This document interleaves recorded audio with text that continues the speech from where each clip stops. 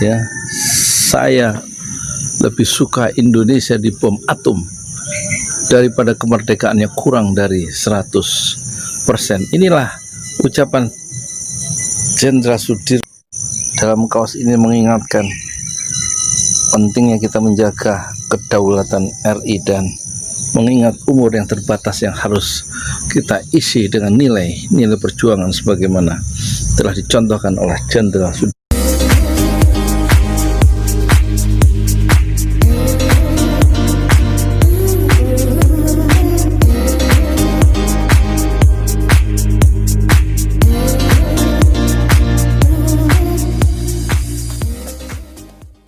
Dan silahkan kalau Anda membeli kaos ini berarti 75.000, Anda termasuk sudah mendonasikan uang Anda untuk membuat masjid. Dari harga kaos ini 200.000 termasuk ongkos kirim ya, untuk membangun dana untuk membangun Ojolali Islamic Center for Yatim du'afa seluruh Indonesia. Kita ingat pesan Rasulullah, siapa yang membangun masjid di dunia, kata Rasulullah, maka Allah akan membuat dia istana atau rumah di surga. Semoga kita bisa memanfaatkan sisa-sisa hidup kita yang sebentar ini dalam beramal soleh dan membangun masjid setidaknya satu sepanjang hidup kita. Assalamualaikum warahmatullahi wabarakatuh. Dua pahlawan nasional kita yaitu Buya Hamka dan Muhammad Nasir, dua-duanya membangun masjid selama hidupnya. Muhammad Nasir membangun masjid Al-Furqan di Dewan Dakwah Islamiyah di Kramat Raya 45, sedangkan Buya Hamka membangun masjid Al-Azhar di Kebayoran Baru.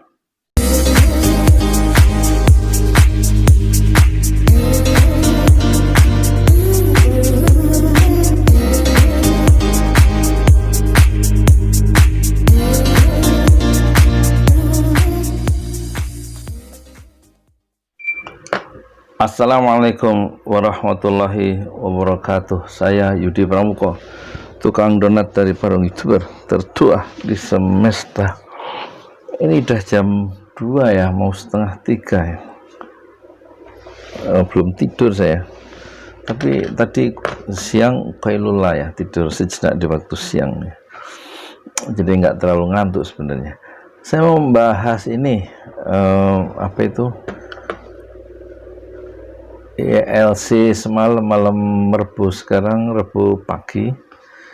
Yang menarik itu ucapan bukannya dari Fadlizon, tapi justru dari Pak Dahlan Iskan ya, jurnalis senior itu dan punya pengalaman duduk dalam pemerintahan di zaman SBY. Menarik, dia pikirannya agak terobosan begitu. Kalau Fadlizon kan cenderung mengoposisi pemerintah ya. Jadi ketika ditanya sama Karni Ilyas itu soal marah-marahnya presiden tuh apa maknanya atau tanggapan dari siapa, Fadlizon sudah bisa diduga pikirannya, dia pasti mengkritik pemerintah ya. Katanya kalau yang dipersoalkan kinerja menteri itu, dia bertanya yang sebenarnya harus dipersoalkan tuh kinerja menteri atau kinerja presiden. Itu kan pikiran-pikiran nakal khasnya si siapa itu, Fadlizon. Tapi memang dia cermat ya di dalam melihat persoalan, jadi tahu masalahnya itu. Jadi yang dilihat itu sebenarnya nggak terlalu penting yang dimarahin itu, dan yang dimarahi itu menteri, tapi sebenarnya tanggung jawab haruslah ada di tangan presiden yang mengangkat menteri-menteri itu ya. Jadi ini persoalan apa yang lebih mendasar, kata si Fadlizon ya. Dia nggak bilang begitu, tapi ini persoalan national leadership ya. Jadi yang diuji soal kepemimpinan nasional itu COVID-19 atau Corona ini menguji secara langsung, nyata dan terus terang kontan ya, national istilahnya itu leadership, kepemimpinan nasional itu bisa dilihat ada yang gagal, ada yang sukses ya. Dan soal apakah Pak Jokowi sebagai pemimpin nasional itu gagal atau sukses dalam merespon tantangan pandemi corona itu, Fadlizon tidak memberikan satu jawaban yang tegas ya, tapi dia tetap ya melontarkan ucapan-ucapan yang kritis dan membuka wawasannya. Bagus juga semalam itu ILC, dan tidak bagus untuk ngabalin. Dia hanya mengubah penampilan dari kemarin, minggu kemarin pakai peci hitam, sekarang kembali pakai si bundar putih, surban putih itu. Nggak mutu. Nggak bermutu maksudnya. Omongannya standar normatif dan meneguhkan posisi pemerintah ya, dan itu nggak mencerahkan pembaca, penonton maksudnya. Yang justru yang baru itu menurut saya justru pembicara kedua ya, Dahlan Iskan ya. Dan Iskan itu ketika ditanya sama Karni Ilyas itu apa yang masih bisa dilakukan, yang dilakukan tuh bidang pertanian katanya, yang tidak membutuhkan kerumunan dan sudah terbiasa melakukan distancing, dan juga teknologi. Tapi dua bidang itu ya, teknologi informasi dan gatel rek banyak nyamuk, yang di apa, pertanian itu misalnya, itu harusnya digarap ya, karena memang kan sudah dibayangkan memang beberapa bulan yang lalu kan, kalau kita baca online itu Pak Jokowi sudah mengingatkan tentang krisis, kemungkinan krisis pangan ya. Dan pertumbuhan ekonomi kan memang sebelum corona pun, sebelum covid pun kan sudah nggak meroket, sudah janji kampanye itu sudah dilupakan saja. 5 tahun itu start sekitar 5%, dan menurut ahli itu bukan tumbuh, tapi karena memang konsumsi masyarakat membuat pertumbuhan itu ya memang 5%, jadi nggak tumbuh sebenarnya kalau menurut ahli, maksudnya menurut Rizal Ramli dan peneliti-peneliti di Indef itu loh, ya kan, dan peneliti yang lain, pengamat maksudnya, yang ahli ekonomi ya. Kalau saya kan ahli donat, nggak ngerti juga yang gitu-gitu ya kan. Opo pertumbuhan 5% lu nggak ngerti, ngitungnya itu nggak paham ya itu. Tapi nggak sampai 10%, di atas 10% seperti 20 tahun Cina itu berturut-turut ya, 10 di atas 10%, sehingga menjadi dikjaya di bidang ekonomi sampai sekarang dan menguasai ekonomi dunia kan gitu ya. 10% bertahun-tahun, kita 5 tahun berturut-turut 5%, ya sekitar itu ya, nggak meroket lah. Nyungsep. Jadi kata Rizal Ramli, kalau nggak ada corona pun ekonomi sudah nyungsep. Itu faktanya menurut ahlinya. Nggak usah komentari saya ya, ini saya ngutip aja. Nah terus kata Dahlan Iskan itu yang penting mulai fokus terhadap pertanian. Nah itu yang nggak pernah digarap serius, dan nggak diberikan satu encourage ya, didorong supaya berani masyarakat itu untuk sungguh-sungguh menumpahkan perhatian kepada pertanian untuk memiliki ketahanan pangan kan.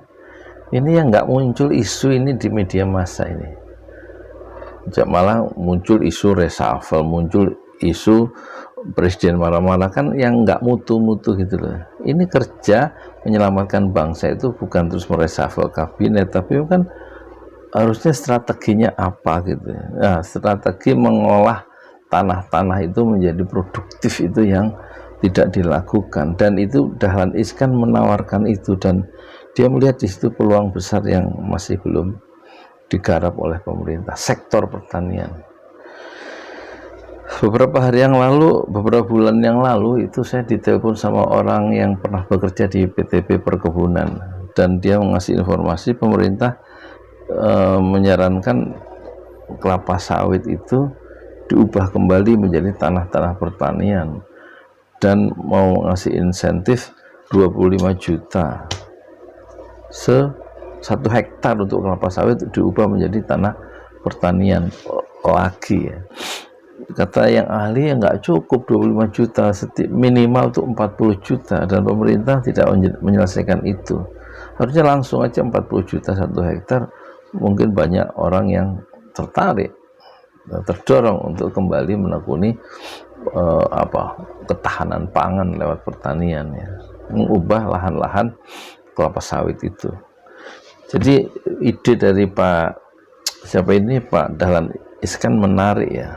Kalau tidak memang akan berbahaya, kekurangan pangan dan mungkin banyak kelaparan ketika kita tidak bisa impor lagi makanan, karena negara-negara tempat kita membeli atau mengimpor itu juga mengalami kesulitan dan tentu akan mendahulukan kepentingan nasionalnya. Nah, ini celah ini kayaknya poin yang penting ya. Saya belum mendengar dari Fahri Ali. Saya yakin Fahri Hamzah saya yakin nggak bicara soal itu. Dia paling soal desain besarnya, strategi pembangunan dan lain-lain, tapi tidak menyentuh pertanian. Nah, Dahlan Iskan ini kelihatannya lebih pragmatis, lebih realistis dan lebih terukur ya. Nggak ada kepentingan politik karena dia sekarang sudah outsider ya. Itulah catatan saya tentang yang kemarin ya, ILC semalam, bukan kemarin, semalam. Moga-moga ini mengingatkan kita semua bahwa sektor pertanian yang diusulkan oleh Dahlan Iskan ini memang perlu sangat untuk didorong, terutama insentif dari pemerintah seperti apa ya, kredit gitu ya, kredit pupuk atau penyediaan bibit, dan kemudian juga ada semacam propaganda masif gitu, besar-besaran tentang pentingnya swasembada pangan kembali, dan basisnya itu kalau soal teknologi ya orang nggak ada diagung-agungkan sebagai kita memiliki demografi penduduk yang terdiri dari kaum milenial, tapi nggak semua juga orang-orang anak-anak milenial itu bisa produktif dengan dengan dunia digital, karena mereka juga banyak yang nggak punya laptop.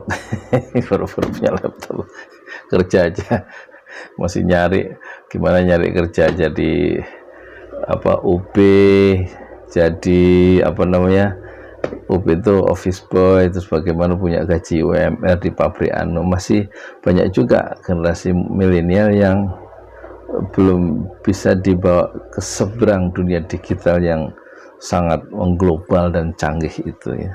Karena laptop juga ada, tapi punya sekolah dulu waktu SMA atau SMK, nggak punya laptop sendiri ya, karena orang tuanya masih beli beras literan ya, gimana beli laptop ya. Ya udah, agak realistis saya kira, bagus ya perspektif dari Dahlan Iskan. Saya Yudi Pramuko, tukang donat dari Parung, itulah tertua di semesta fasbir sabrun jamilah, bersabarlah dengan kesabaran yang indah. Silahkan jangan lupa diberi tanggapan ya video sederhana ini di kolom komentar, kemudian di amal soleh di subscribe, like dan share, dikirim ke grup-grup yang lain, barangkali menjadi amal soleh dan ada manfaatnya untuk yang lain. Terima kasih, saya duduk lagi. Banyak nyamuk rek. Dan langsung kita upload ya, sambil menunggu subuh nanti ya, bentar lagi kita sholat ya. Assalamualaikum warahmatullahi wabarakatuh.